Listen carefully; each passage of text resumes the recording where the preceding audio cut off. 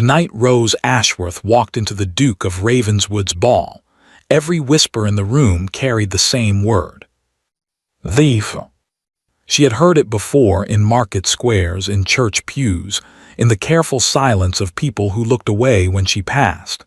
She had learned to keep her chin up and her eyes forward. She had learned not to flinch. But this was different. This was the most powerful room in England. And somewhere inside it, standing among the candlelight and the pearls and the rustling silk, was the Duke himself. What no one in that room understood, not the women behind their fans, not the men with their cold stares, not even Rose herself, was that the real theft had happened years ago. And tonight, finally, the truth was going to come out. It had started 3 days earlier with a letter. Rose had found it by accident.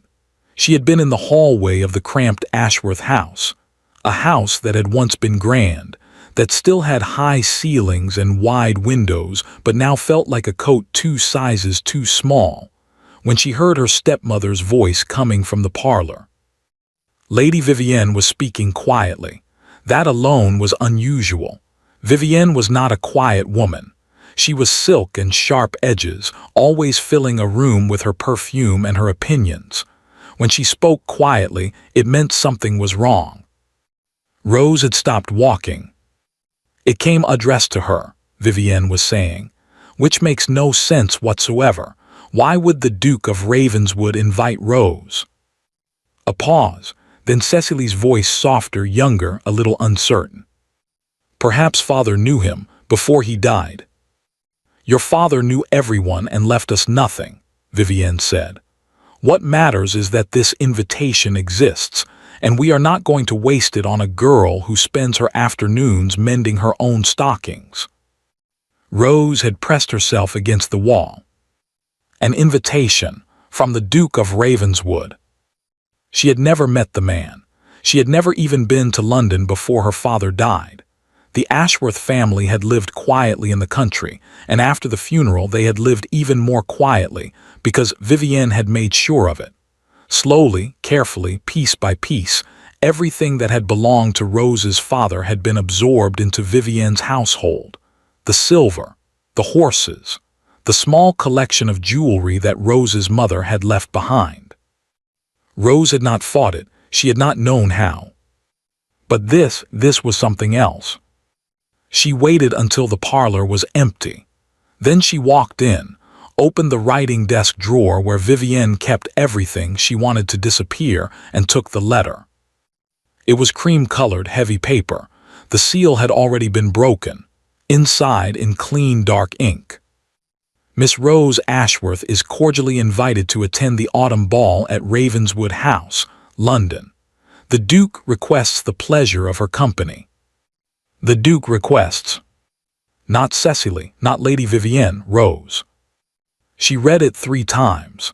Then she folded it carefully, tucked it into the lining of her coat, and went upstairs to find the only decent dress she still owned.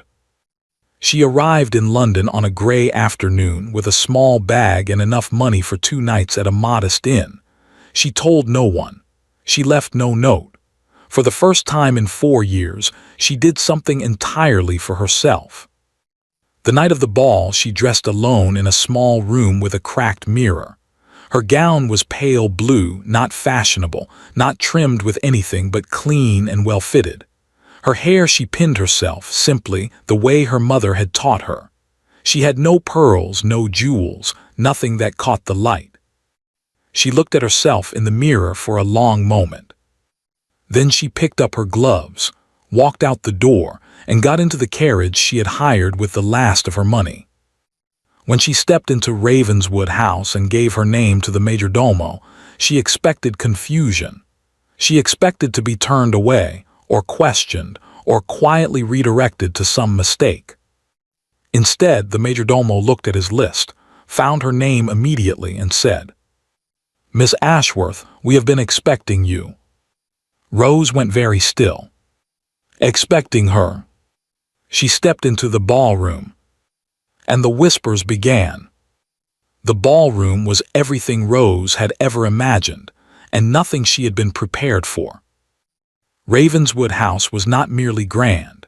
It was the kind of grand that made you feel the weight of your own smallness, ceilings that soared into shadow, chandeliers that held more candles than Rose had seen in a year, walls lined with portraits of men who had all died important. The floor was pale marble, cold and perfect. The women moved across it like ships under full sail, their gowns sweeping behind them in shades of gold and ivory and deep crimson. Rose stood at the entrance in her pale blue dress and felt every single eye in the room find her at once. She had expected to be invisible. She had not expected this. The whispers started at the edges and moved inward, fast and quiet, the way fire moves through dry grass. She could not hear the words, not yet, but she did not need to. She had heard that particular sound before. The sound of a room deciding something about you before you have taken a single step. She lifted her chin. She walked forward. It was then that she saw Vivienne. Her stepmother was standing near the far wall beside Cecily, dressed in deep green silk, a diamond brooch at her throat that Rose recognized immediately. It had belonged to Rose's mother. Rose had last seen it in her mother's jewelry box, the morning after her father's funeral, before Vivienne had quietly moved everything into her own rooms. Vivienne saw Rose at the exact same moment. The color drained from her face. Not surprise, not confusion. Fear. Rose filed that away carefully and kept walking. She took a glass of lemonade from a passing tray because her hands needed something to hold. She stood near a window and tried to look as though she belonged, as though she attended balls in London regularly, as though her heart was not beating entirely too fast inside her chest. It was from that position that she first saw the Duke. James Mercer, Duke of Ravenswood, was not what she had expected. She had imagined someone older, colder, the kind of man who existed in portraits and legal documents and nowhere else. But he was perhaps 35, dark-haired, with the kind of stillness about him that powerful men sometimes had. Not arrogance, exactly. More like a man who had long ago stopped needing to prove anything to anyone. He was standing with a small group near the center of the room, speaking quietly to another gentleman, when he looked up. And he looked directly at Rose. Not in the way the others had looked at her, not with that cool, measuring social glance that dismissed and categorized in a single second. He looked at her the way a man looks at something he has been searching for and has finally found. Rose felt the hair rise on the back of her neck. She looked away first. She was not sure why. Behind her, she heard the sound of silk moving quickly across marble. Then Vivienne's perfume reached her, roses and something sharper underneath, and her stepmother was suddenly at her elbow, her voice low and furious and perfectly controlled. "What are you doing here?" It was not a question. "I was invited," Rose said quietly. "That invitation was not for you to use. It had my name on it." Vivienne's grip tightened on her small evening bag. Her eyes moved quickly across the room, calculating, as they always were, and then she leaned closer. "You will leave," she said, quietly and without making a scene, "and tomorrow we will discuss what happens to girls who take things that do not belong to them."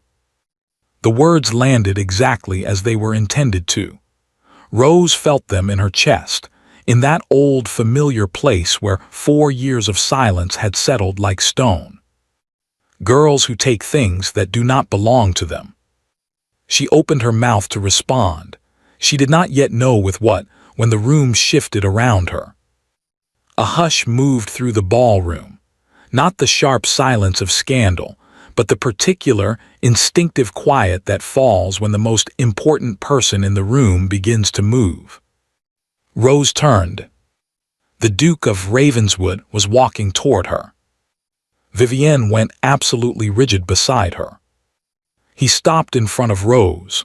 Up close, His eyes were darker than she had expected, and there was something in them she could not immediately name.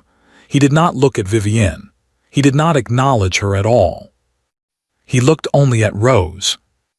Then he bowed slightly, correctly, formally, and said, in a voice calm enough to carry to every ear straining in their direction, "Miss Ashworth, I am very glad you came."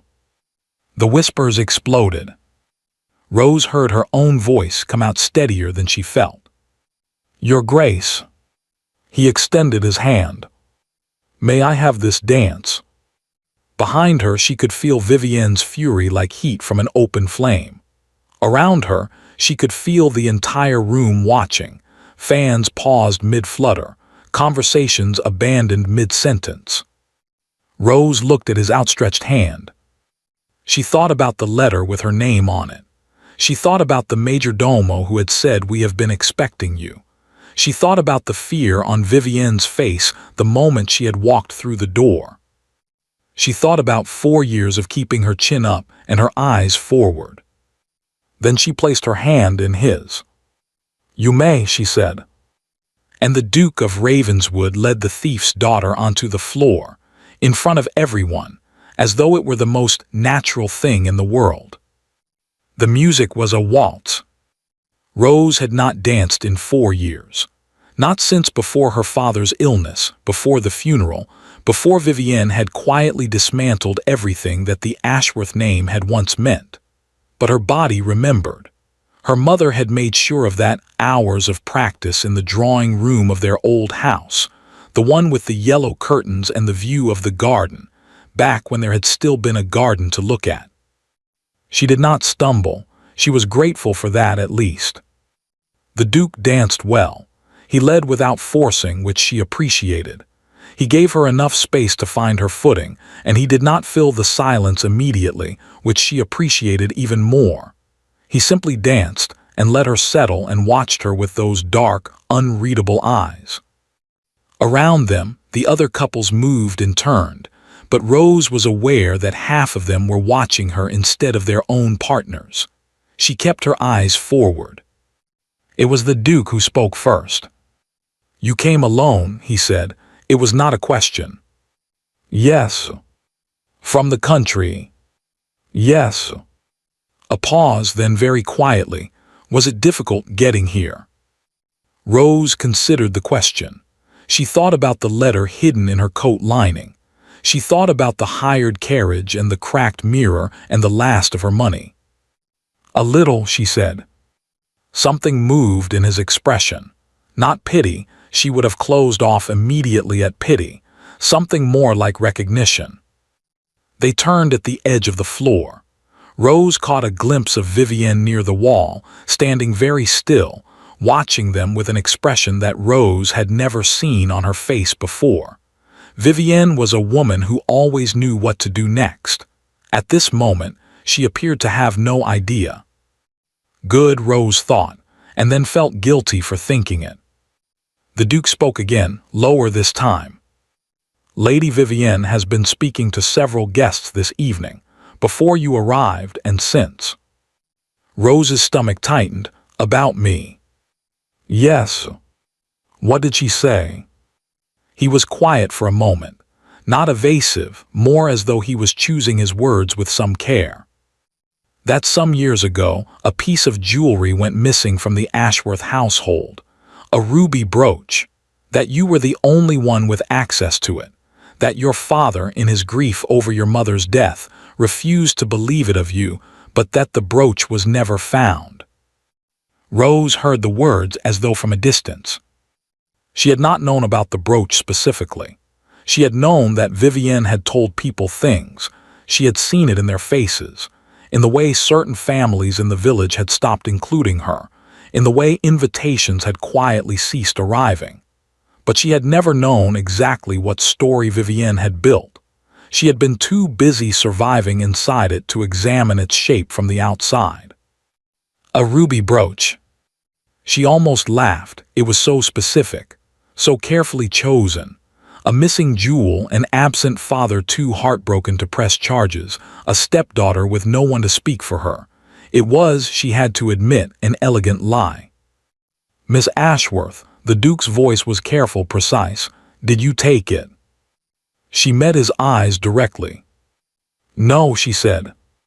He held her gaze for a moment. The music turned around them. "I know," he said. Rose missed a step. He steadied her, barely, one slight adjustment of his hand at her waist, and they continued as though nothing had happened. But Rose's mind had stopped entirely. "I know." Not "I believe you," not "I want to believe you." "I know." "How?" she said. The word came out before she could stop it. "Your father wrote to me," the Duke said, 8 months before he died." The music continued. The candles continued. The room continued to turn and whisper and watch. Rose felt as though the floor had shifted slightly beneath her feet, as though the entire ballroom had tilted 2 degrees to the left and had not yet tilted back. "My father," she repeated. "We were friends, a long time ago, before your mother, before mine. We lost touch as men do. He found me again when he became ill." A brief pause. "He was frightened, Miss Ashworth, not of dying, of what would happen after." Rose thought of her father in his last months, thinner than he should have been, quieter than she had ever known him, sitting by the window of his bedroom and looking out at the grounds with an expression she had not been able to read at the time. She understood it now. He had been doing the arithmetic. He had seen exactly what was coming and had not known how to stop it. He had written to the Duke of Ravenswood. "What did he say?" she asked. Her voice was very steady. She was rather proud of it. "Everything," the Duke said simply. "He said everything." The waltz was ending. Rose could feel it in the music, the slight slowing, the final measures approaching. In a moment they would stop, and she would have to let go of his hand, and the room would close back in around her. "Why didn't you come sooner?" she said. She had not meant it to sound like an accusation. She was not entirely sure it wasn't one. The Duke was quiet for 3 full seconds. "I tried to find you," he said. "You were not where your father's letter said you would be.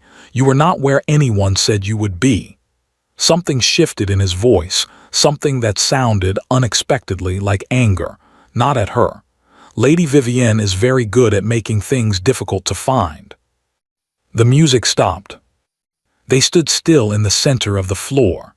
Around them, couples separated and applauded politely and drifted toward the edges of the room. Rose and the Duke stood where they were for one moment longer than was strictly proper. Rose became aware in that moment that Vivienne was moving. She was crossing the room with purpose, straight toward the Duke, her green silk cutting through the crowd like a blade, her expression rebuilt into something smooth and social and dangerous. Beside her, Cecily followed with her eyes down, looking as though she wished very much to be somewhere else entirely. Rose watched her stepmother come. She thought about 4 years. She thought about the brooch that had never existed, and the story that had been built around it, and the silence she had lived inside while that story spread and settled and became, to everyone who heard it, simply the truth. The Duke had not moved away from her side.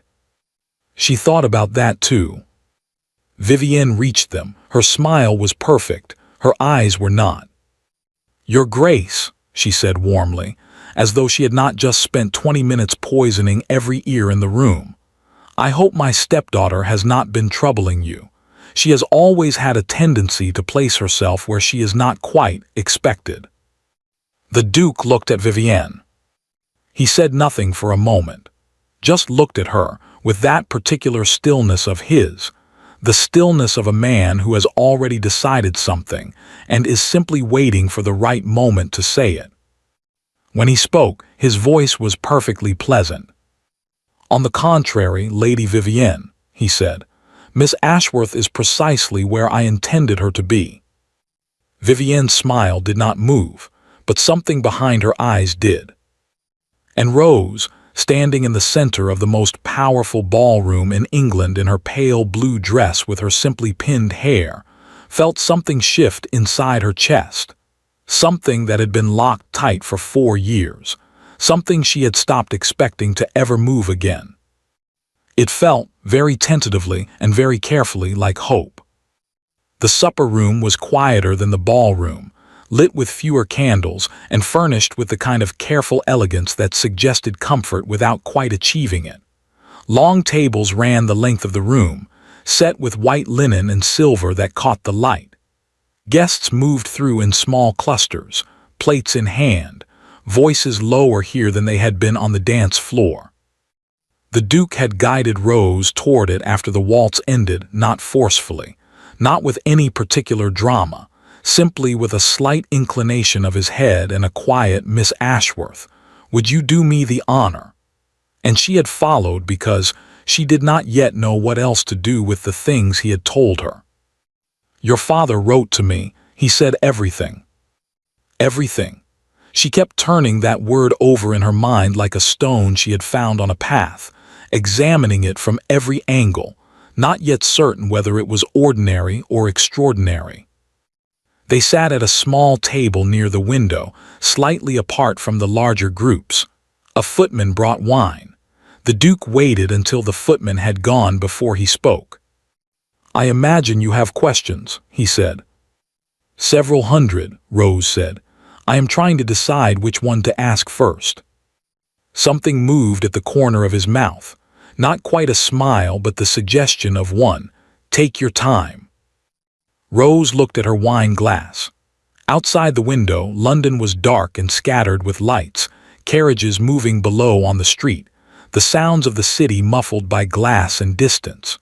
It struck her, suddenly and with unexpected force, that she had not sat in a room like this, warm and lit and full of food and people who were not looking at her with suspicion, in a very long time.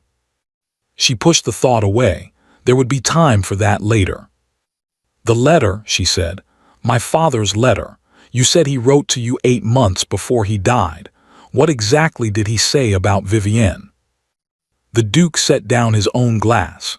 He was quiet for a moment, and she had the sense that he was not organizing his thoughts so much as deciding how much of them to share at once, and in what order, the way a careful person handles something fragile. "He said that he had made a mistake," the Duke began. "That in his grief after your mother's death he had been, his word was *foolish. He had not seen Vivienne clearly. He had seen someone who was capable and composed and who seemed to want nothing more than to care for his household and his daughter." A pause. "He understood by the time he wrote to me that he had confused capability with goodness, that he had let someone into your life who did not deserve to be there."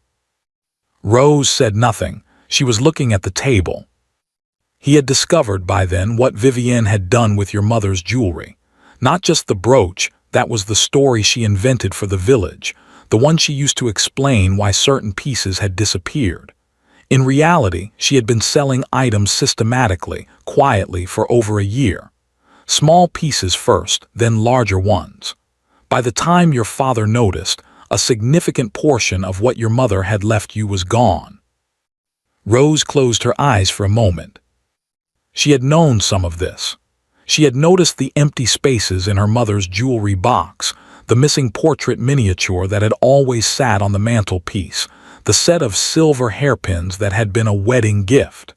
She had told herself that things got moved, got lost, got misplaced during grief. She had wanted very much to believe that. "He couldn't prove it," she said. "It was not a question." "No, Vivienne was careful, and your father was ill and did not have the energy to fight a legal battle he was not certain he could win, against a woman living under his own roof." The Duke's voice was measured, but underneath it Rose could hear something restrained, a controlled anger, held at a careful distance. "What he could do was right to me. He knew I had legal resources he did not. He knew I could do, after he was gone, what he could not do while he was alive." "And the jewelry, the ruby brooch." "A fiction, created to explain why you might be untrustworthy, to preempt anything you might say about Vivienne after your father died. If the village already believed you had stolen from your own family, who would listen to you?" Rose sat with that for a moment. It was strange, hearing the architecture of it described so plainly. She had lived inside Vivienne's construction for 4 years, had felt its walls, had knocked against its edges, but she had never been able to see its shape from the outside. Now she could. It was almost elegant in a terrible way. Build the story before the girl can speak. Make her the villain before she knows she's in a story at all. She told me once, Rose said quietly, that I should be grateful she hadn't gone to the magistrate, that she had protected me out of love for my father. She paused. I believed her for almost a year. The Duke was very still across the table. I am sorry, he said. Simply, directly, without the careful social cushioning that people usually wrapped around apologies. Just the words themselves, plain and genuine. Rose looked up at him. She was not accustomed to being apologized to. It took her a moment to know what to do with it. It wasn't your fault, she said. I should have found you sooner. You said you tried. I did, but trying and succeeding are different things. He picked up his wine glass, set it down again without drinking. I hired someone to locate you. He found the house in the country but reported that you had been, he paused, described by Lady Vivienne as having gone to stay with distant relatives, voluntarily, that you preferred the quiet and did not wish to receive visitors. Rose let out a short breath that was almost a laugh. She told me, around that same time, that I ought to be grateful for the roof over my head and stop imagining that anyone in London was thinking about me. She was making sure of it, the Duke said, on both ends. They sat in silence for a moment. Around them the supper room murmured and clinked and carried on, entirely unaware that at this small table near the window, 4 years of careful lies were being taken apart piece by piece. There is something I need to ask you, the Duke said. His voice shifted slightly, still calm, but with a different quality now, more careful, and I want you to take your time answering. Rose looked at him. Your father's letter contained more than an account of what Vivienne had done. It also contained documents, records of your mother's jewelry, descriptions, valuations, dates of acquisition, a copy of your mother's will which named you as the sole beneficiary of her personal estate, and a written account in your father's own hand of what he had witnessed Vivienne do and when. He paused. These documents are legally significant. With them, a case could be made to recover what was taken from you, to restore your mother's estate, or its equivalent value, to you, and to formally correct the public record regarding the accusation against your character. Rose stared at him. You have all of this, she said slowly. You have had it. Yes. For how long? A brief pause. 7 months. 7 months. Rose counted backwards in her head. 7 months ago she had been in the country house, mending curtains in a room that used to be a guest room, that Vivienne had decided Rose should occupy because it was smaller and faced north and got no afternoon light. 7 months ago she had been eating supper alone in the kitchen because Vivienne had started having her meals served separately, in the interest, she said, of Rose's own comfort. 7 months ago, the Duke of Ravenswood had been holding documents that could have ended all of it. She became aware that her hands were very still in her lap, and that she was looking at the table again, and that her jaw was tight. Why tonight, she said.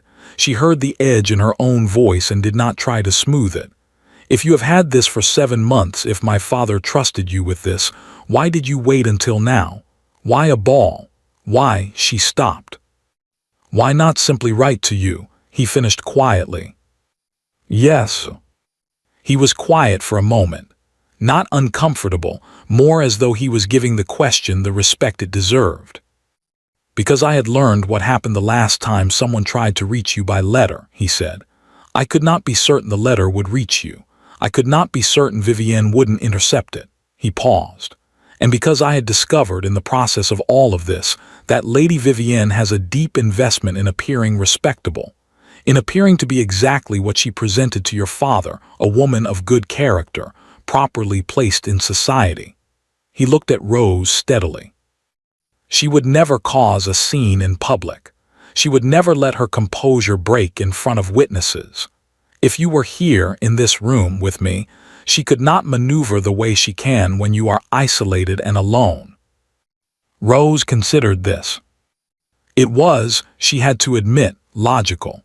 It was also cold in its logic, the kind of cold that came from thinking very clearly and very carefully about something, from every angle before acting.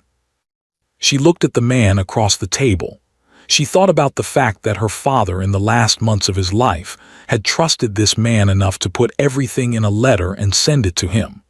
Her father had been, above most things, a good judge of character. It was the one failure of that quality, Vivienne, that had cost them everything. "What happens now?" she asked. "That depends somewhat on you," the Duke said. "I can move forward through legal channels which will be slow and will require you to be present in London for some months, and will be public in ways that may be uncomfortable." He paused. "Or we can resolve part of it tonight." Rose looked at him sharply. "The documents are here," he said. "I brought them. If you are willing, I would like to present them this evening in this room in front of witnesses. Lady Vivienne is here. The people she has told your story to are here. The magistrate I have retained is, as it happens, also here. I invited him specifically." Rose felt the breath leave her body. "You planned all of this," she said. "Yes." "The invitation, the dance, the supper, all of it." "Yes." She stared at him.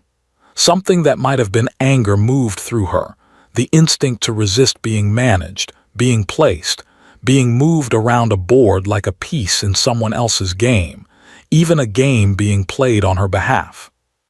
But underneath the anger was something else, something that was looking at the careful, deliberate architecture of this evening, the invitation sent to her specifically, the majordomo who had been expecting her, the dance in front of the whole room, and recognizing in all of it the same thing she had seen in her father's face in those last months at the window. Someone who had seen what was coming, and had tried with everything available to them to stop it. She thought about what it had cost her father to write that letter.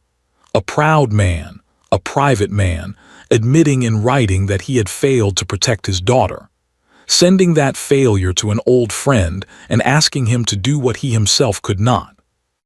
She thought about the man across the table who had spent 7 months trying to find her, who had built an entire evening around the one circumstance under which she could not be disappeared or maneuvered away. She thought about the north-facing room with no afternoon light. "All right," she said. The Duke looked at her. "All right," she said again more steadily. "Let's finish it." Something moved across his face then, not triumph, not satisfaction in the way she might have expected from a man who had arranged everything so precisely. It was something quieter than that, something that looked almost like relief. He stood, he offered her his hand.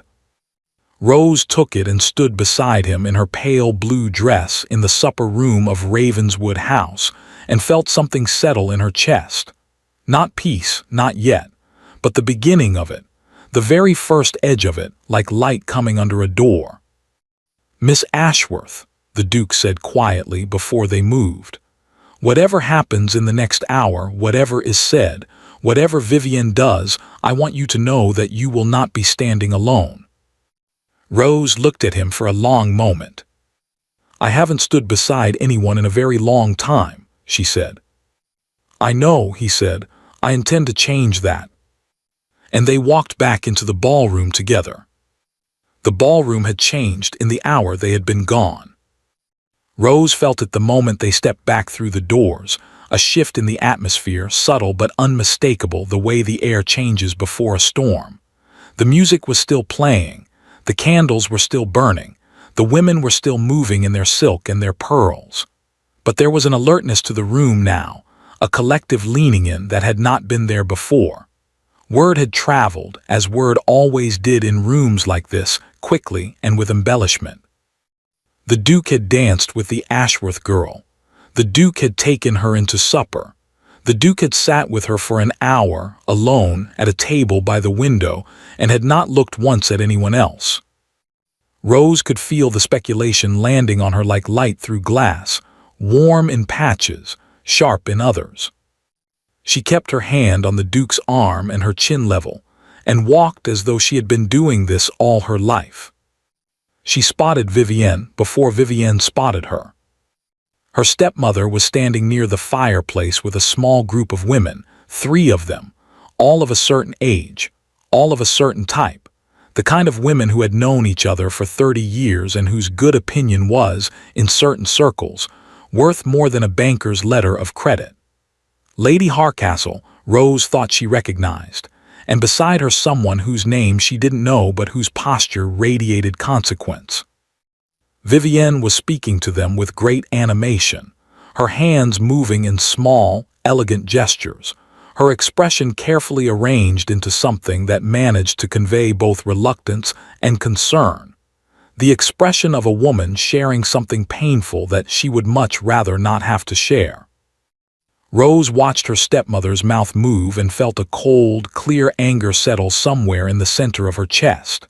Not the hot, helpless anger she had felt in the country house, the kind that had nowhere to go and so turned inward. This was different.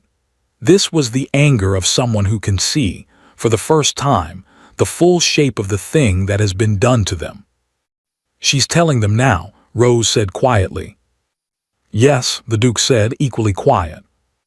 "Building it higher before I can knock it down. That is what I would expect her to do." Rose watched for another moment. Vivienne was leaning in slightly, her voice dropping, her audience leaning in with her. One of the women glanced toward Rose and then quickly away, which told Rose everything she needed to know about the content of the conversation. "Where is the magistrate?" Rose asked. "Near the east wall, the gray-haired gentleman in the blue coat speaking to Lord Fenwick." Rose found him without appearing to look. Sir Edmund Graves, she remembered the name from something her father had said once, years ago in a different life. A fair man, her father had said, careful and fair. "And the documents?" "In my study.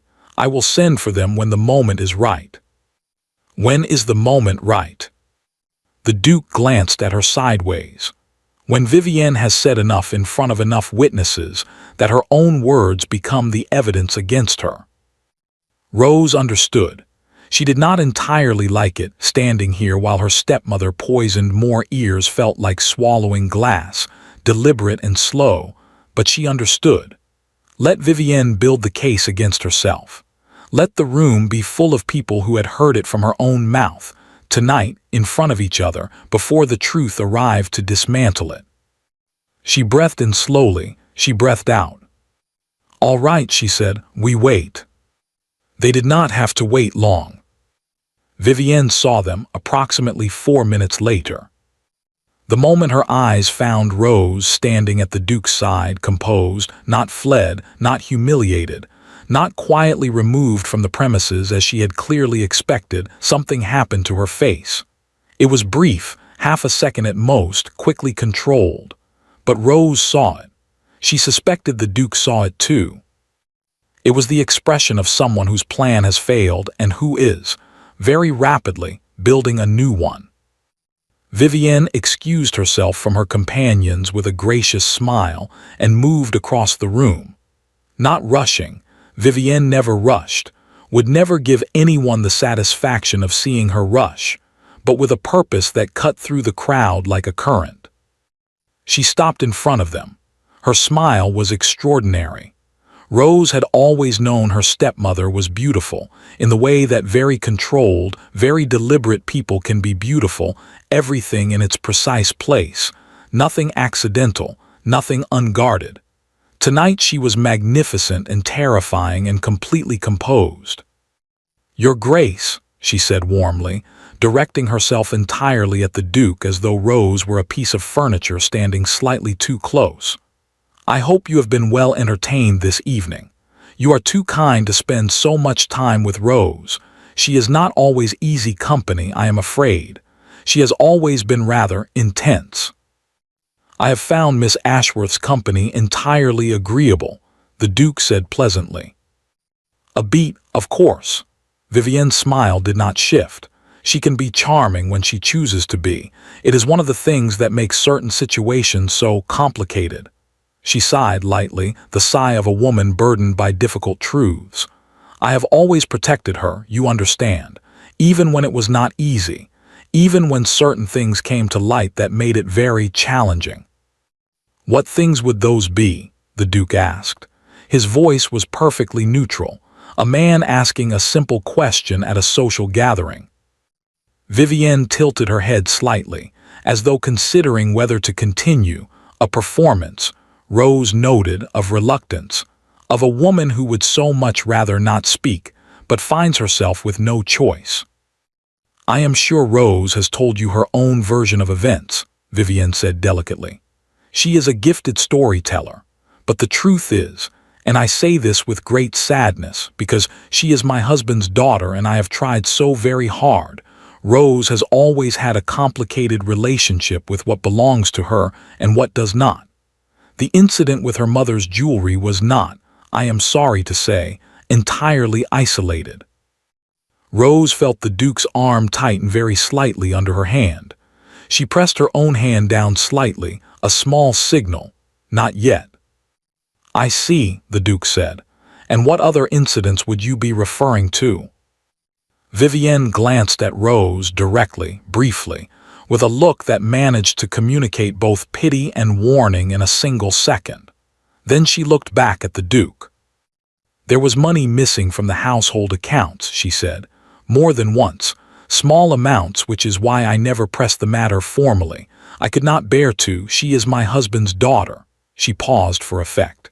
And there was a letter that arrived for me some months ago from a legal representative. I believe it concerned my late husband's estate.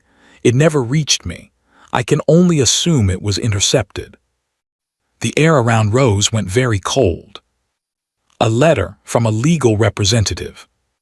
She thought of the Duke saying, I tried to find you.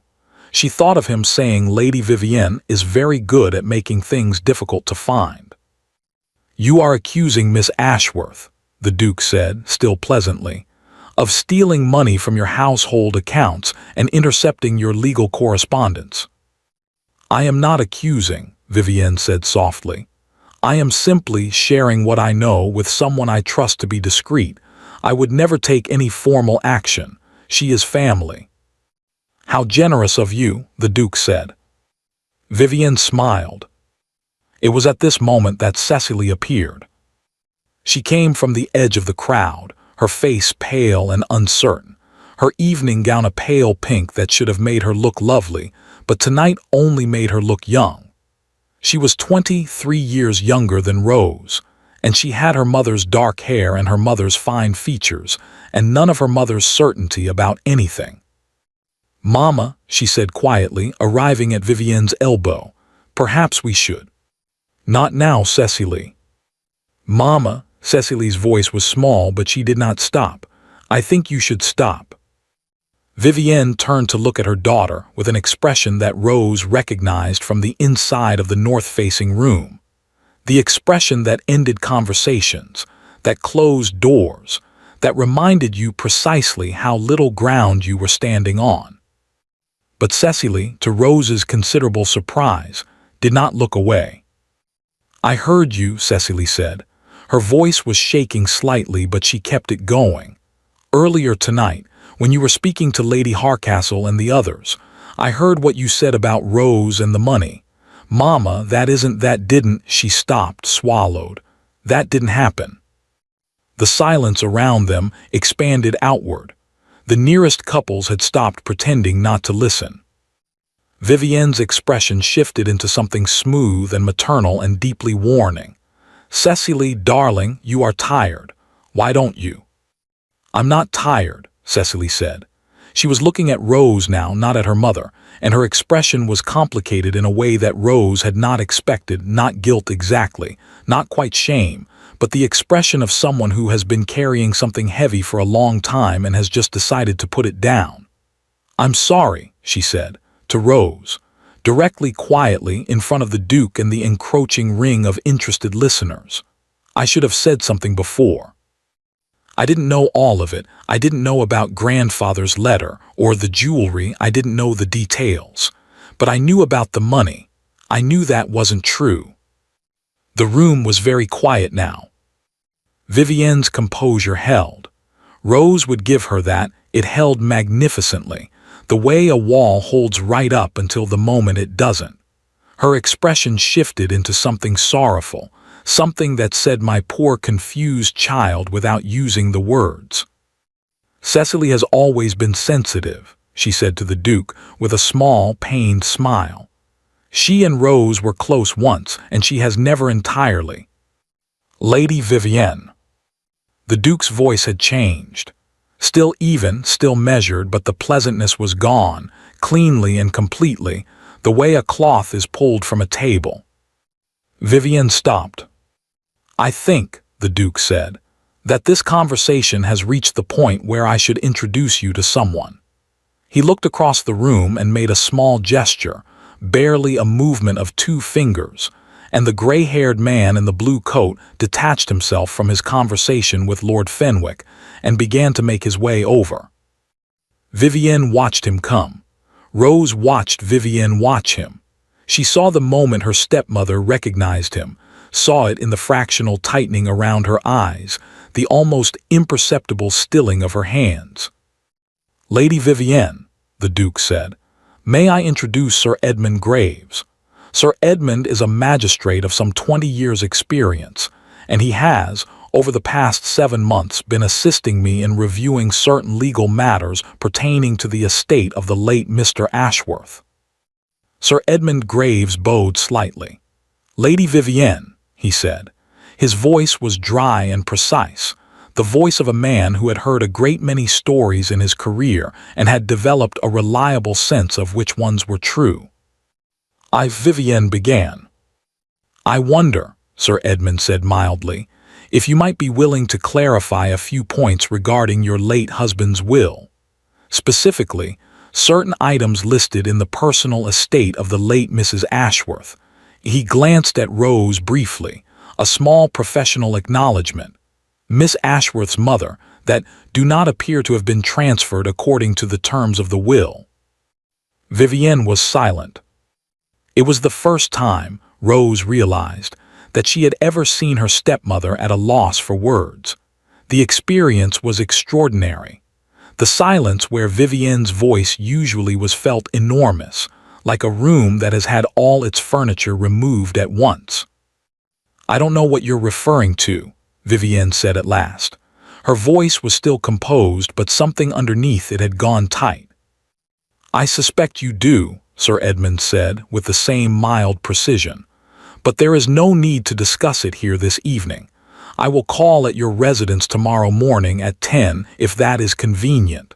He paused. "I recommend bringing your solicitor." The color that had left Vivienne's face came back, briefly, in 2 high spots across her cheekbones. Then she did the thing Rose would not have predicted. She turned on Rose. Not on the Duke, not on Sir Edmund, not on the magistrate or the documents or the 7 months of careful preparation that had built this moment.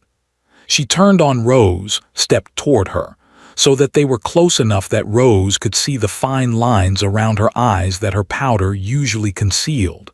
And she spoke quietly, furiously, in a voice designed to carry no further than the 2 of them. "You have no idea," Vivienne said, "what your father was, what he left me with, what I built from nothing after he wasted everything on sentiment and poor decisions." Her eyes were bright and hard, the kind of hard that comes not from coldness but from pressure sustained for a very long time. "I kept that household running. I kept food on the table and coal in the grate, and I did what needed doing while you sat in your room and grieved prettily and waited for someone to take care of you." Rose held her ground. She did not step back. "You stole from me," Rose said. Her voice was very quiet and very clear. "That is what you did. Whatever else is true, that is true." Something moved through Vivienne's face. Something that was almost briefly, an expression Rose couldn't name, something that existed behind all the performance and the calculation, behind the silk and the diamonds and the extraordinary social machinery.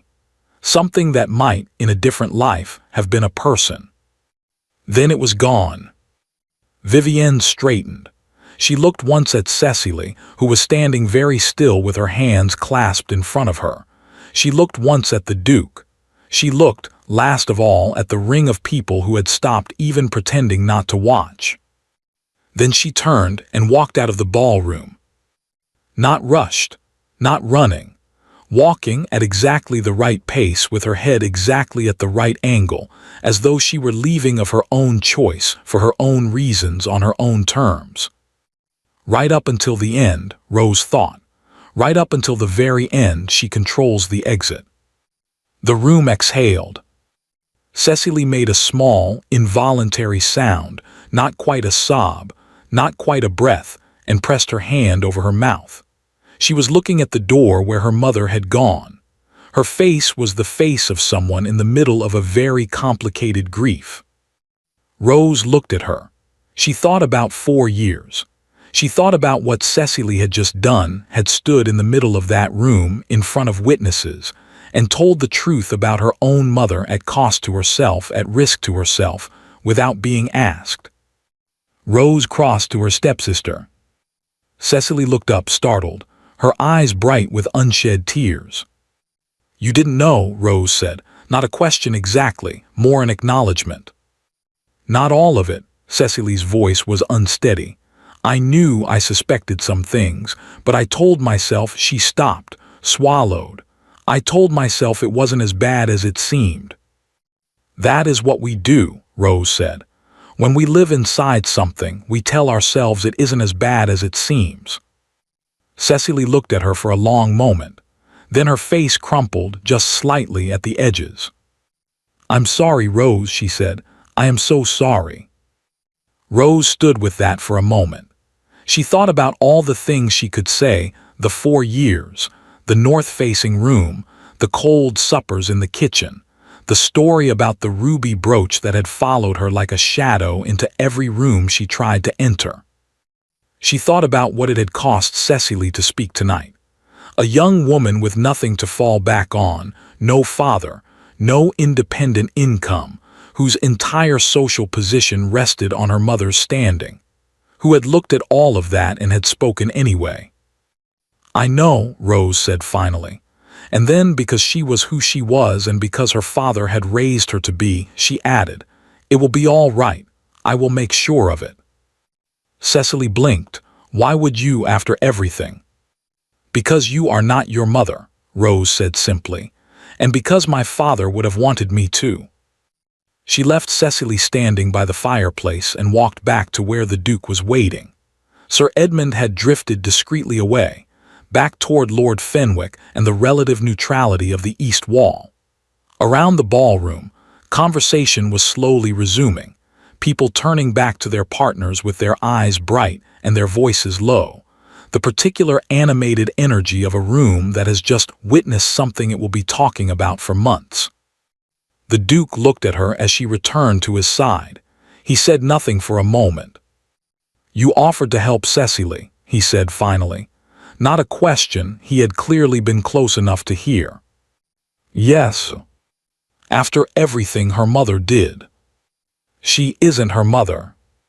He was quiet for a moment, looking at her with that expression she was starting to recognize. The one she couldn't quite name, that wasn't quite a smile but was something in the same direction. "Your father," he said, "described you to me in his letter. He said you were, his exact word was *formidable. He said it was the quality he was most proud of and most worried about." Rose felt something move in her throat. "Proud because you would not be broken," the Duke continued. "Worried because the world is not always kind to formidable women." Rose looked at the ballroom, The candles, the silk, the marble floor, the portraits on the walls of men who had all died important. He was right about both, she said. He was. The Duke turned to face her more fully. Miss Ashworth, the documents are still in my study. Sir Edmund will call on Lady Vivienne tomorrow morning. The legal process will take some months and will require patience and will at certain points be tedious and uncomfortable. He paused. But at the end of it, your mother's estate will be returned to you. The public record will be corrected. The story Lady Vivienne has been telling about you will be replaced with the true one. Rose nodded slowly, and in the meantime, the Duke said, you will need somewhere to stay in London. A respectable address with appropriate staff where you are not dependent on Lady Vivienne's hospitality. He paused. I have a property in Mayfair, a townhouse currently empty, that I would make available to you with complete propriety through my solicitor as a formal arrangement, if you would accept it. Rose looked at him. That is very generous. It is practical, he said, in a tone that suggested he was very deliberately not calling it generous. It is both, Rose said. The suggestion of a smile again, perhaps. The music had started up once more, something slower now, a gentle progression of strings that moved through the room like a tide coming in. Around them, the ballroom settled back into its rhythms, couples finding each other, conversations rebuilding themselves, the extraordinary machinery of a society evening rolling forward as it always did, regardless of what had just happened at its edges. Rose stood beside the Duke of Ravenswood in her pale blue dress and thought about tomorrow, about Sir Edmund Graves arriving at Vivienne's door at 10 in the morning, about a townhouse in Mayfair, about legal processes and patience and the slow work of replacing one story with another. It was not over, she knew that. These things were never over in a single evening, whatever the ballroom stories suggested. There would be difficulty ahead, and tedium, and moments where it would feel very far from finished. But something was different now. Something fundamental had shifted tonight in this room in a way that could not be unshifted. She was no longer alone in it. Your Grace, she said. Yes. She looked up at him. Thank you for the letter to my father for trying to find me for all of this. She paused. He chose well, I think, when he wrote to you. The Duke looked at her for a long moment. Something in his face was very still and very open, in a way she suspected it rarely was. So did I, he said quietly, when I sent the invitation. The music continued. The candles burned.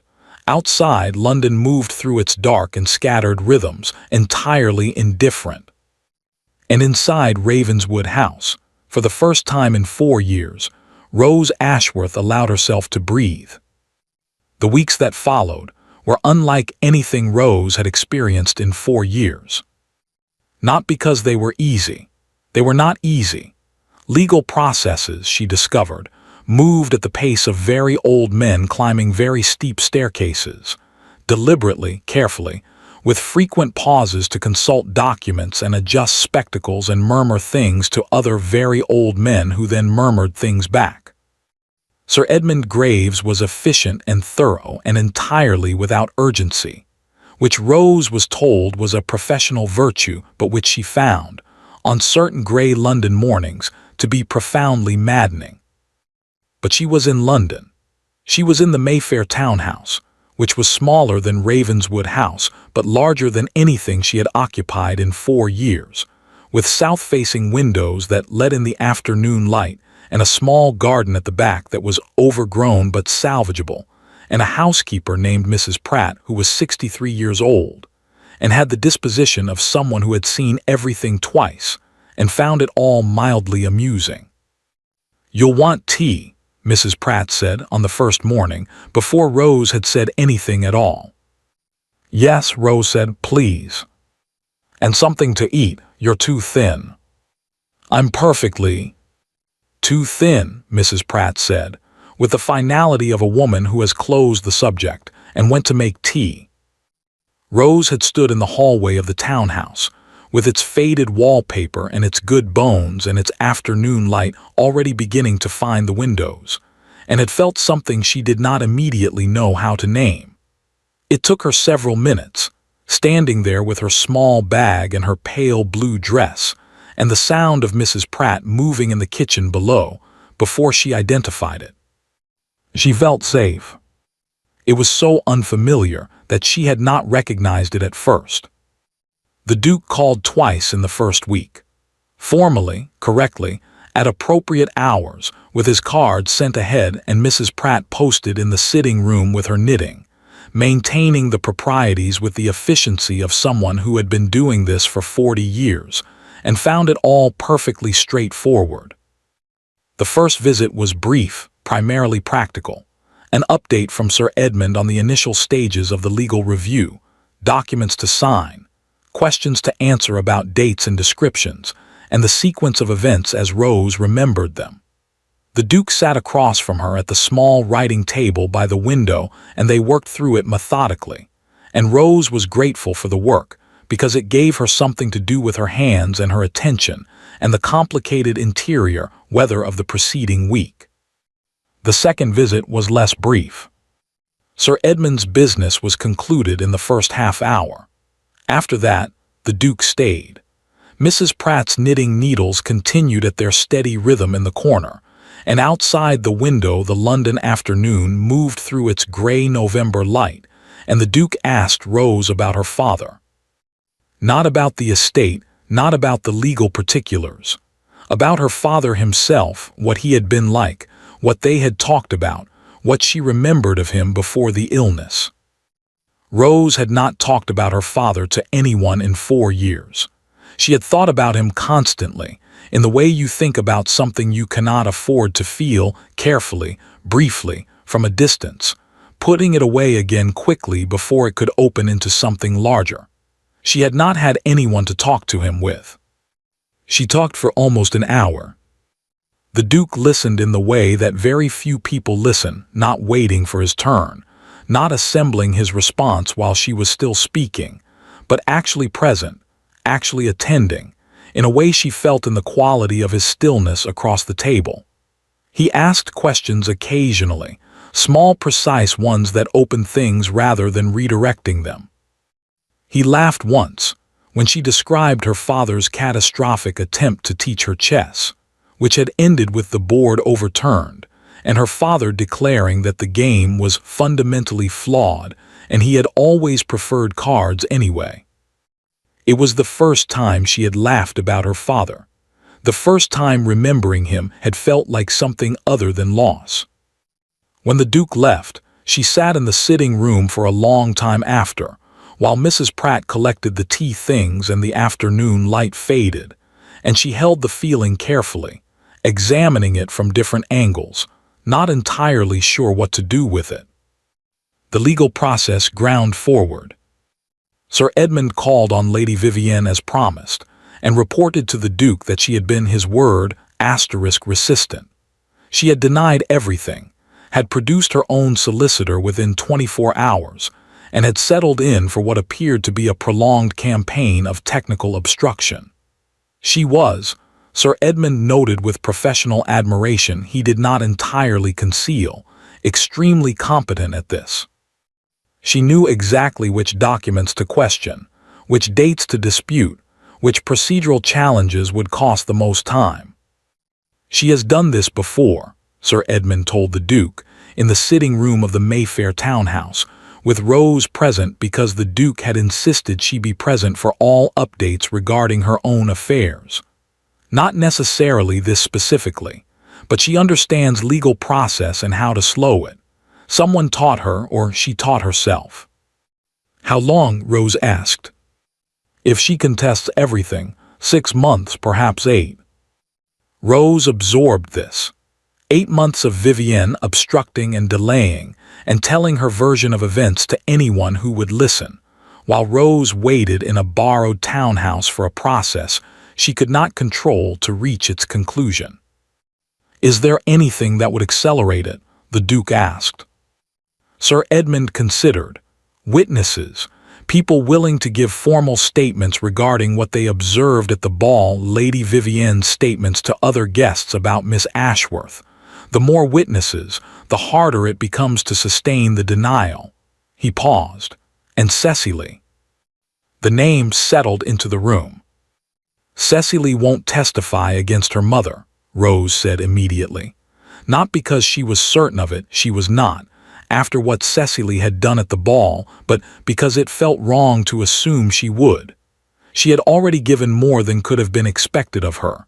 To ask for more felt like using her. No one would be asked to testify against anyone, Sir Edmund said carefully. A statement of what she witnessed over the course of her time in the household, what she observed, not interpretation, simply observation. He paused again. She is an adult. The choice would be entirely hers. Rose looked at the window. Outside, a thin November rain was beginning, graying the garden further, running in small rivers down the glass. I will speak to her, she said, but I will not ask her to do it. I will simply tell her it is an option, and that whatever she decides I will, she stopped, found the word, support. The Duke was looking at her with that expression again, the one she had stopped trying to name. Agreed, he said. She wrote to Cecily the following morning.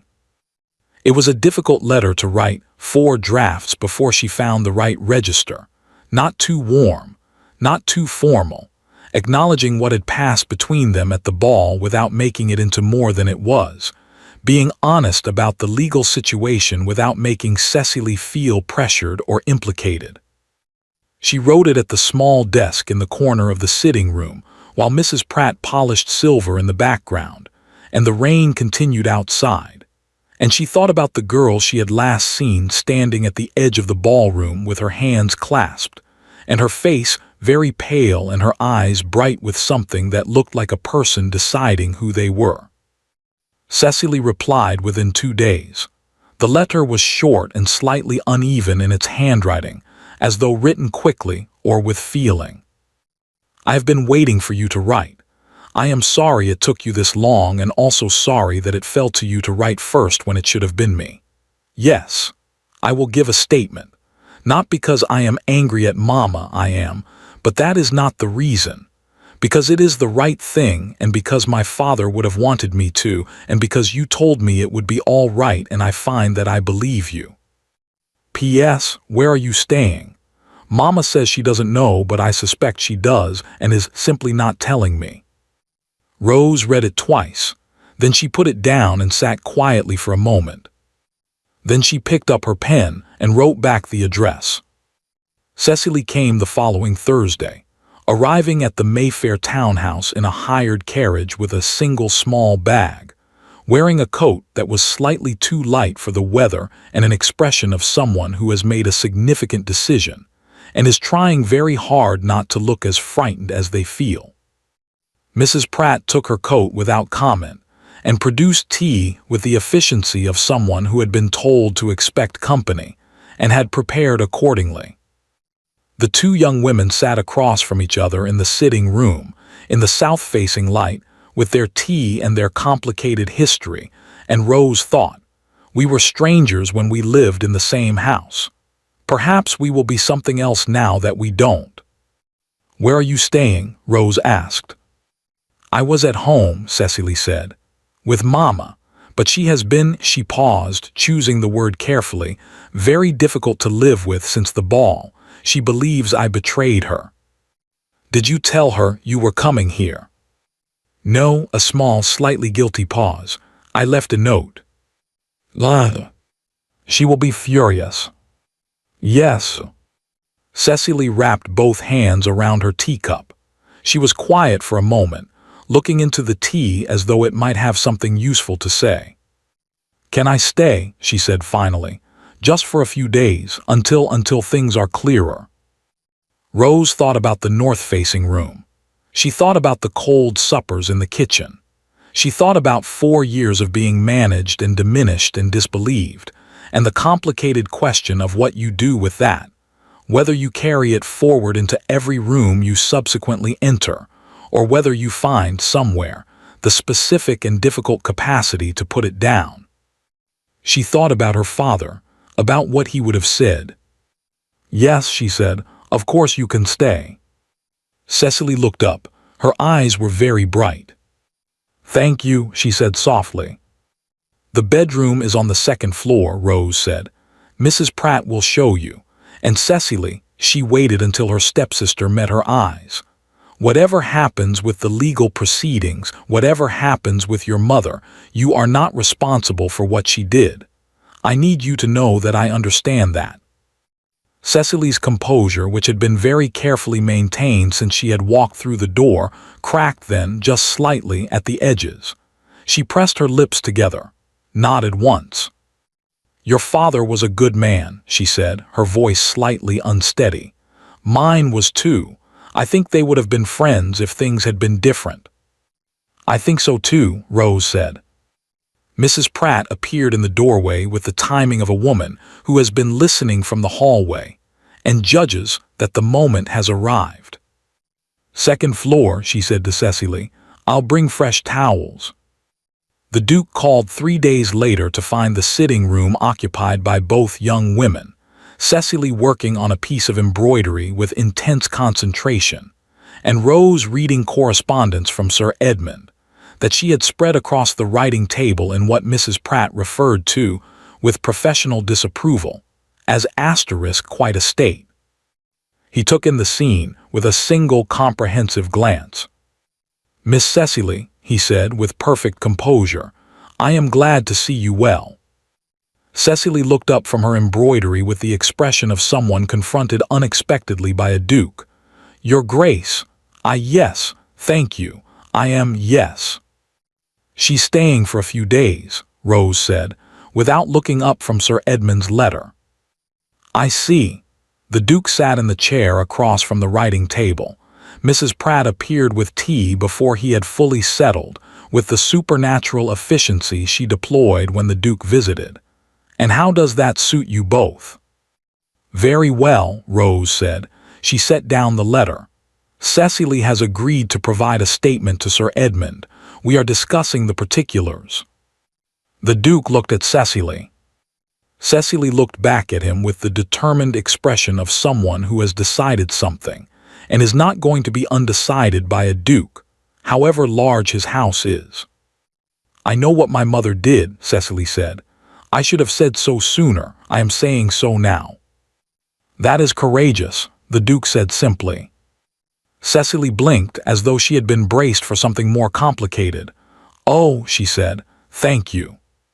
Sir Edmund will want to speak with you in the next week, if you're willing. I will arrange it." "Yes, all right." The Duke turned back to Rose, who had picked up the letter again. "There is news," he said. Something in his tone made her put the letter down. "Lady Harcastle," he said, and 2 other women who were present at the ball when Vivienne spoke to them. "They have all agreed to provide written accounts of what Lady Vivienne said to them that evening, regarding you." He paused. "Lady Harcastle was, I will use her word, incensed. She said she does not appreciate being used as an instrument of a deception, and that she has known families destroyed by exactly this kind of carefully managed gossip, and that she intends to say so formally and at length." Rose stared at him.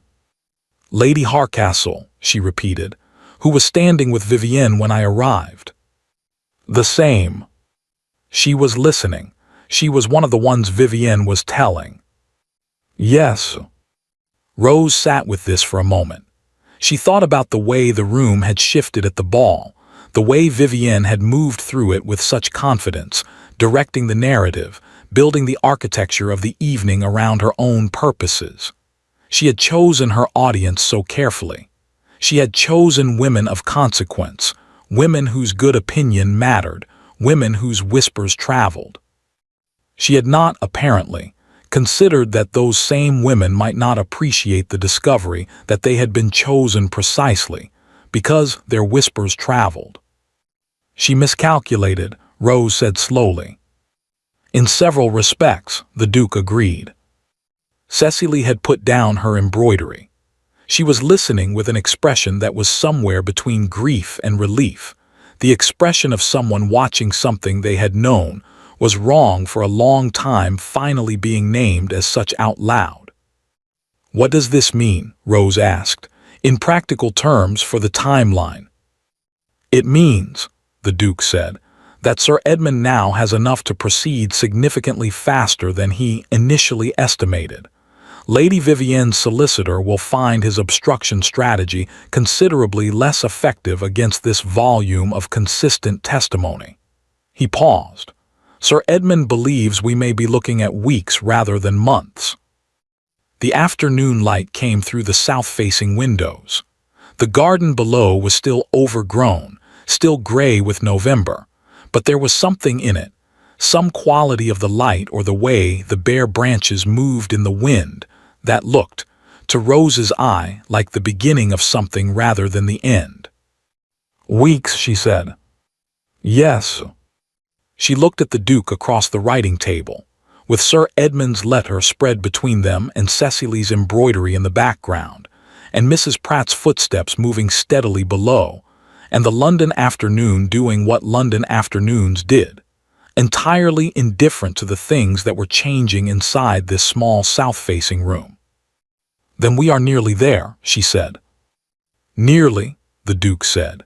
He was looking at her with that expression again, the one she had spent 6 weeks trying to name and had finally, quietly, in the privacy of her own thoughts, admitted to herself that she had named, that she had known what it was for some time and had simply been waiting for a moment that felt safe enough to acknowledge it. "Rose," he said. It was the first time he had used her name without the miss in front of it. He appeared to notice immediately that he had done it a brief, very slight pause, barely perceptible, and did not correct it.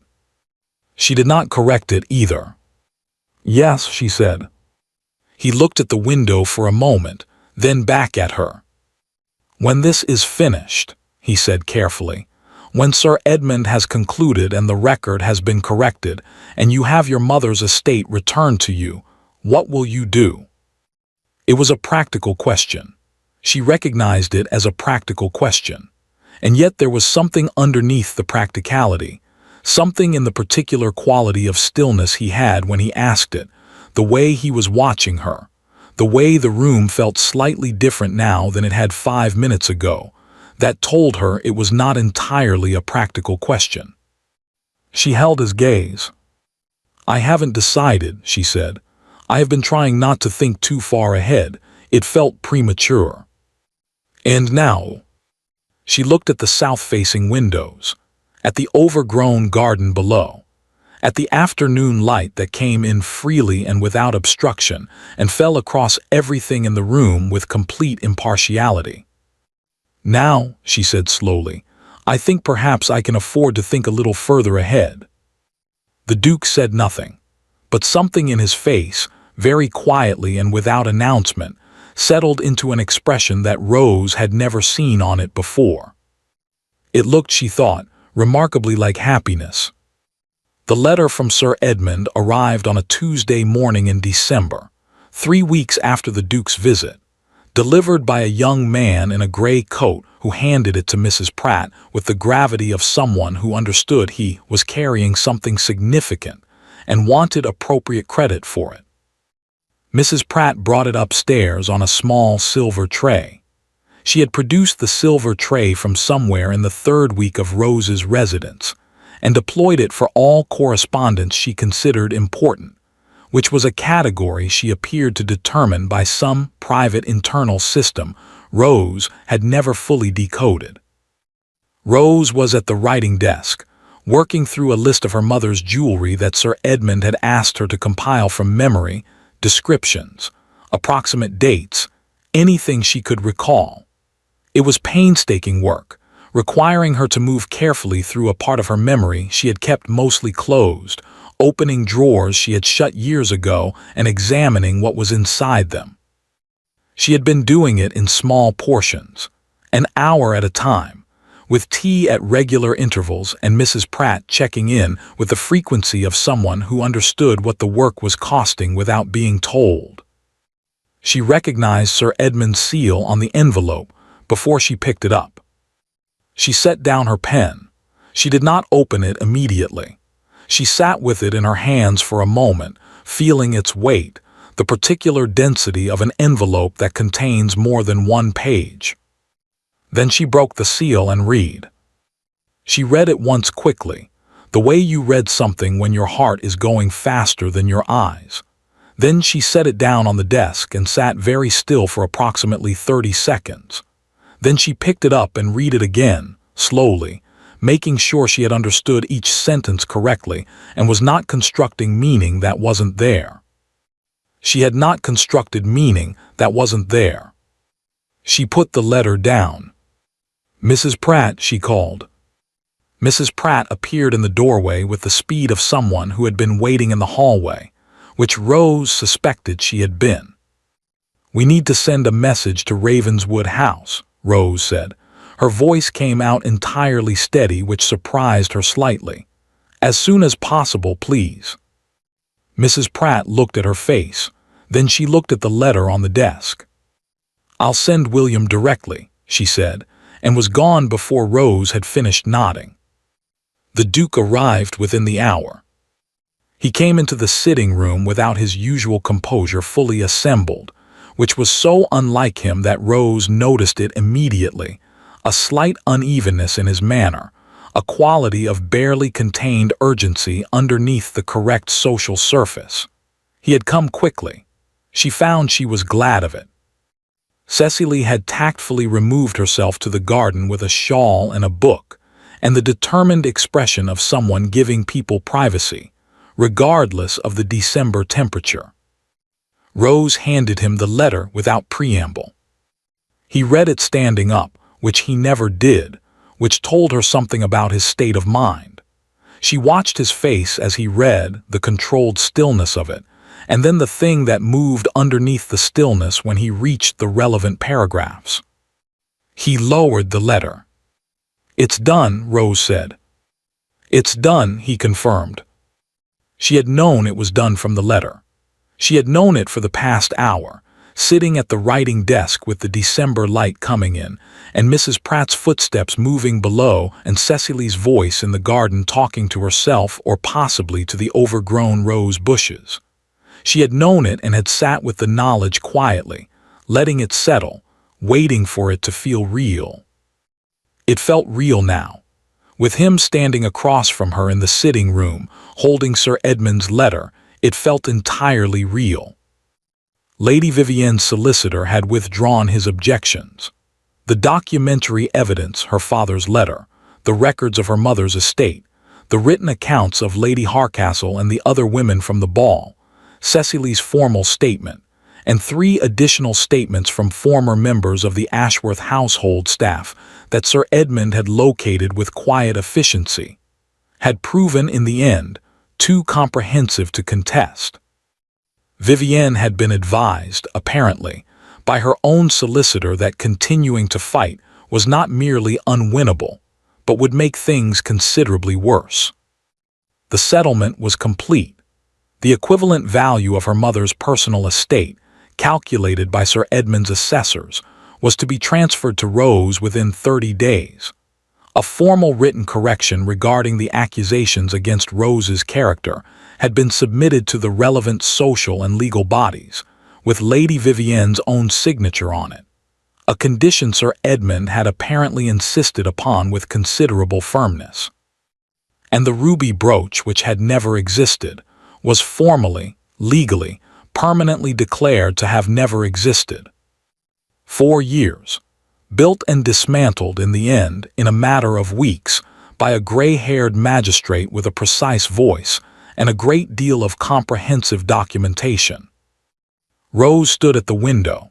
She was looking at the garden, where Cecily had given up the pretense of reading, and was instead sitting on the stone bench with her book closed in her lap, her face tilted up toward the December sky with an expression Rose couldn't read from this distance, but which seemed, somehow, peaceful. "She held up, didn't she?" Rose said, not quite a question. "Cecily?" The Duke came to stand beside her at the window. "Yes." Sir Edmund said her statement was, his word was unimpeachable, clear, precise, consistent, She did not embellish and she did not hedge. He paused. She is stronger than she knows. She is, Rose said. She will be all right. I intend to make sure of it. I know you do. The December light was thin and pale, the kind of light that illuminates without warming, that shows everything clearly without flattering anything. The garden below was bare and tangled and full of the evidence of years of neglect. Rose had been thinking about it in odd moments, what it would look like in spring, what could be salvaged, what would need to be started from scratch. She had been thinking about spring. She had not thought about spring in a long time. What will you do now? The Duke asked. It was the same question he had asked 3 weeks ago, in the same room, in a different quality of light. She had said she hadn't decided. She had said she had been afraid to think too far ahead. She turned from the window to look at him. He was watching her with that expression, the one she had named, the one she had stopped pretending she hadn't named. Up close, in the pale December light, it was very clear. It had been clear for some time, she thought. She had simply needed the ground beneath her to be solid enough before she could look at it directly. I have been thinking about that, she said. Have you? Yes, she looked at the garden once more briefly. I would like to stay in London for a while. I find I have developed certain attachments to it. She paused. To certain parts of it. The Duke was very still. The garden needs work, she continued in the same measured tone. And I believe Mrs. Pratt has become attached to me in her way, and it would be unkind to uproot her. And Cecily will need somewhere to stay while she determines her own situation, which may take some time. Another pause. There are a great many practical reasons to remain. There are, the Duke said carefully. And then there is the less practical reason, Rose said. She looked at him directly. She had learned in the past weeks that he responded to directness, that the careful social indirection that characterized most interactions in rooms like this one made him patient and precise and entirely opaque. But that directness opened something in him, some layer of that extraordinary stillness, and let what was underneath it become visible. She saw it now, very clearly. Miss Ashworth, he said, his voice was low and very steady. Rose. Yes, she said simply. To all of it, to the name, to the question underneath the name, to the particular quality of the December afternoon, and the way it felt to be standing in this room, on solid ground, looking at someone who had spent 7 months trying to find her, and had built an entire evening around making sure she could not be disappeared again. Something shifted in his face, that quality she had seen at the ball, when she had taken his hand on the dance floor, that looked like relief, but was larger than relief, deeper than relief. The expression of a man who has been carrying something carefully for a very long time and has just been given permission, finally, to set it down. He reached out and took her hand. Not as he had on the dance floor, not the formal, gloved, social gesture of a man leading a woman through a waltz in front of 200 witnesses. This was different, simpler. His hand around hers, in the pale December light, in the quiet sitting room, with no one watching but the portraits on the wall and Mrs. Pratt's distant industry below. I should tell you, he said, that I did not send that invitation only to right a wrong. I know, Rose said. You know. I suspected it at the ball. I was fairly certain of it by the end of the second week. She looked at him steadily. You are not a man who does things for one reason. No, he said, I am not. My father's letter told you about me, she said, not accusingly, just following the thought. Before you ever met me. Yes, he was quiet for a moment. He wrote about you at some length. He wanted me to understand, he wanted whoever came to help you to understand who you were, not just what had been done to you. A pause. He described the chess game. Rose felt the breath catch in her throat. He wrote about the chess game, she said. He said you overturned the board yourself, actually. He said he had been protecting you from that story for years. Rose laughed. It came out slightly unsteadily, and then more steadily, and then she was simply laughing in the sitting room in December, holding the Duke of Ravenswood's hand and laughing about a chess game that had happened in another life entirely. The Duke was smiling, a full, unguarded smile, the kind she had not seen on him before, not the suggestion of one, not the corner-of-the-mouth movement, but the real thing, which changed his whole face into something younger and considerably less intimidating.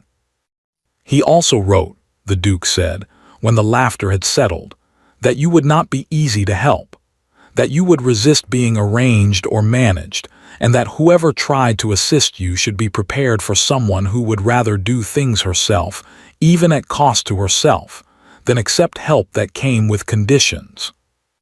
He was not wrong, Rose said. He was not.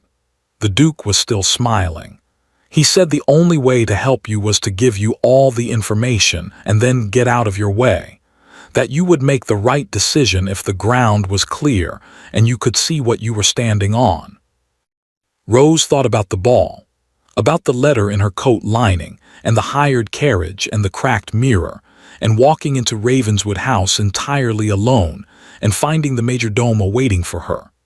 She thought about the dance, and the supper room, and Sir Edmund Graves in his blue coat, and all the careful architecture of an evening designed not to manage her but to give her, exactly as her father had described, clear ground and full information. You listened to him, she said softly. He was a wise man.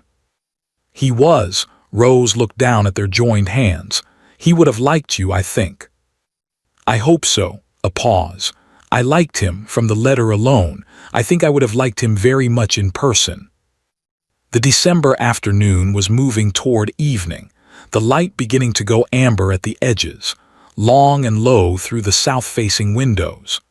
Below, in the garden, Cecily had apparently surrendered to the cold and was making her way back toward the house, her breath visible in the chill air, her book tucked under her arm. James, Rose said, his given name, she had not used it before. He looked at her. I want to say something clearly, she said, because I find that I have spent 4 years not saying things clearly when I should have, and I do not intend to continue that habit. She held his gaze. I am grateful for everything you did, for my father and for me. I am grateful, and I want you to know that I understand what it cost, the time, the effort, the months of searching. I know that. Rose, let me finish. She pressed his hand slightly. I am grateful, and that is entirely separate from this. She glanced down at their joined hands and back up at him. I want you to know that I am not confusing the two. What I feel, what I have been feeling for some weeks now, with increasing inconvenient clarity, is not gratitude. She paused. It is something considerably more complicated and considerably more interesting than gratitude. The Duke of Ravenswood looked at her for a long moment. Then he lifted her hand and held it for a moment, looking at it, as though he were still getting used to the fact that it was there and was not going to disappear. Rose Ashworth, he said, your father also wrote that you were the most honest person he had ever known. Is that so? He said it was occasionally exhausting. He was right about that too. I find, the Duke said, that I do not find it exhausting in the least. The door opened, and Cecily came in from the garden in a rush of cold air, her cheeks pink and her book slightly damp, and her expression shifting, when she saw them standing together at the window, into something carefully neutral that did not entirely conceal the small, private smile underneath it. It is absolutely freezing out there, she announced, pulling off her gloves. Someone should do something about that garden. It is completely wild. She went to the fireplace and held her hands out to it without looking at them again, which Rose recognized as the deliberate and rather kind act of a young woman giving people a moment. I was thinking the same thing, Rose said. She was still looking at the Duke. In spring. I thought we might start in spring. We, the Duke said quietly. We, Rose confirmed. Outside, London moved through its winter evening, gray and lit, and entirely indifferent. Inside the south-facing sitting room, with the fire going and Mrs. Pratt's footsteps beginning below, that meant tea was coming, and Cecily warming her hands at the hearth with her diplomatic back turned, and the December light going gold at the edges of the windows. Inside, something that had been broken for 4 years was, quietly and without ceremony, whole. 1 year later, the ball at Ravenswood House was, by general consensus, the finest of the season. This was not an accident. The Duchess of Ravenswood had, it turned out, very specific opinions about flowers, about music, about the precise temperature at which a room full of 200 people became uncomfortable, and about the unforgivable social crime of serving mediocre food at an occasion that did not require it. The staff of Ravenswood House had adapted to these opinions with the speed of people who recognized, quickly, that they were dealing with someone who knew exactly what she wanted and was entirely prepared to be pleasant about insisting on it. Mrs. Pratt had come with her. This had not been negotiable. She stood now at the entrance to the ballroom, the same entrance, the same marble floor, the same soaring ceilings with their extravagant chandeliers, and watched the room fill. 1 year ago she had stood in the same doorway in a pale blue dress with simply pinned hair and no jewels, and the room had gone cold around her. Tonight she wore deep ivory silk, cut simply because she had never liked fuss, and at her throat her mother's pearls recovered, along with everything else, through Sir Edmund's meticulous and quietly triumphant legal work. Her hair was pinned with the silver hairpins that had been her mother's wedding gift, which she had last seen in Vivienne's dressing room and which had been returned to her, along with an itemized list of every other recovered piece, in a document she had read 3 times before she could trust herself to set it down. The whispers had started again when she entered. But these were different whispers. She could hear the difference. 1 year had been enough to replace one story with another, the Ashworth girl who stole, with the Ashworth woman who had stood in this very room and watched the truth come out, and had danced with the Duke before anyone understood why, and had offered her hand to her stepsister while her stepmother was still in the room. The story that replaced the old one was, if anything, better than a simple exoneration. It had shape and drama and a satisfying architecture, and London, which ran on stories the way engines ran on coal, had taken to it with considerable enthusiasm. She did not especially enjoy being a story, but she understood it was preferable to the alternative. James appeared at her side. He had the gift, she had discovered over the past year, of arriving exactly when she needed him without appearing to have been watching for the moment, which she suspected required considerably more attention than he let on. "Lady Harcastle is here," he said quietly. "She has already told 3 people that she knew from the beginning." "She did know from the beginning," Rose said. "She simply didn't know that she knew."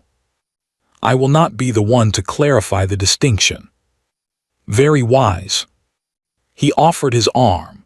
She took it, and they moved into the room together, and the whispers moved with them and then around them and then past them, the way water moves around something solid and permanent, finding other directions. Cecily was near the fireplace, in pale gold silk that suited her far better than the pink she had been wearing a year ago. She had been in London for 6 months now, in a small set of rooms in Kensington that Rose had helped her find and furnish, on an income that had been arranged quietly through Sir Edmund, with no fanfare and no conditions, from the portion of the settlement that Rose had designated for her. Cecily had resisted this initially with considerable feeling, and Rose had said simply, "Your father would have wanted you provided for, and so do I, and the matter is closed," and Cecily had looked at her for a long moment and then had stopped resisting. She was laughing now at something a young man beside her had said. She looked easy, unguarded. the expression of someone who has, slowly and with effort, found their footing in a life that had been significantly rearranged. Rose caught her eye across the room. Cecily raised her glass slightly. Rose raised hers in return. Lady Vivienne was not present. She had not been present at anything of consequence since the previous December, when Sir Edmund's letter had concluded the matter, and her own solicitor had advised her, in the clearest possible terms, that her social position in London was untenable. She had removed herself to the country, not the Ashworth house, which had been returned to Rose, but a modest property of her own in a county far enough away to be irrelevant. Rose did not wish her ill. She had examined that question carefully over several months and had arrived at an answer she trusted. She did not wish Vivienne ill. She did not wish her well particularly. She thought of her occasionally, and when she did, she thought of the look on her face in the ballroom, not the composed exit, not the magnificent controlled departure, but the moment just before, when something behind her eyes had been briefly visible. The moment that might, in a different life, have been a person. She had made her choices. Rose had made hers. That was sufficient. Sir Edmund Graves was also present. James had invited him, and he had accepted with the brevity of a man who did not waste words on acceptance letters, and had arrived precisely on time in a new blue coat that was marginally less gray than the previous one.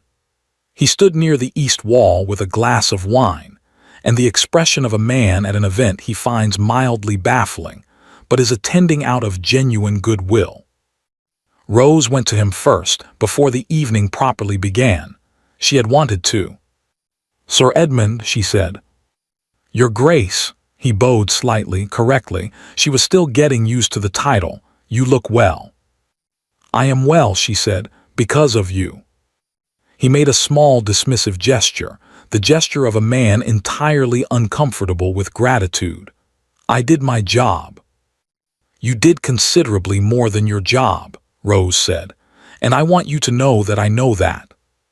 Sir Edmund looked at his wine glass, then at the room, then briefly at her. "Your father," he said, "was a good man who deserved better than what happened to him. Making it right was," he paused, found the word, "satisfying." Another pause. The staff statements were the thing in the end. 3 of them, all consistent, all clear. Your stepmother did not account for the fact that people remember what they witness even years later when someone finally asks. "No," Rose said, "she didn't." "She underestimated a great many things," Sir Edmund said, with the mild precision of a man delivering a verdict, "including you."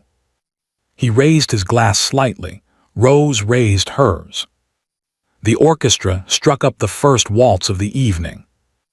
James found her at the edge of the floor, because he always found her at the edge of things.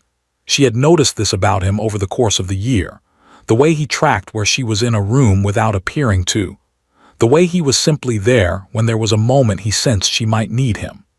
She had told him once that she noticed this, and he had said, with perfect seriousness, that he had no idea what she was referring to, and she had laughed and not pressed the point. "The same waltz," she said, as he led her onto the floor. "I asked them to play it," he said. She looked up at him. "Did you?" "Sentiment," he said, in the tone he used when he was admitting to something he found slightly undignified. "I am told I am allowed it occasionally." "Who told you that?" "My wife." She smiled. He smiled. Around them the ballroom moved in its ancient, beautiful patterns, silk and candlelight, and the long strings pulling the melody through the room, 200 people turning and turning in the amber light.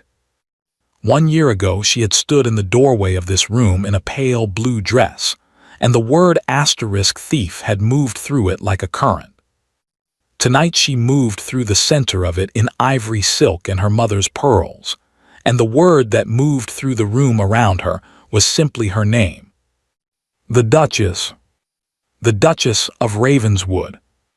She had thought when Sir Edmund's letter arrived and she had sat at the writing desk with it in her hands, that the end of it would feel like something enormous. An arrival, a door opening into a room full of light. It did not feel like that, she had discovered. It felt quieter than that. It felt like waking up in the morning in a room that was hers, in a house that was safe, beside someone who had spent 7 months looking for her, and had not, once he had found her, looked away. It felt like Mrs. Pratt's footsteps below, and Cecily's letters arriving on Tuesdays, and Sir Edmund's precise voice across a legal document, and the overgrown garden that was, as of last month, considerably less overgrown. It felt like standing on solid ground. It felt, finally and completely, like home. They had told the Duke she was a thief.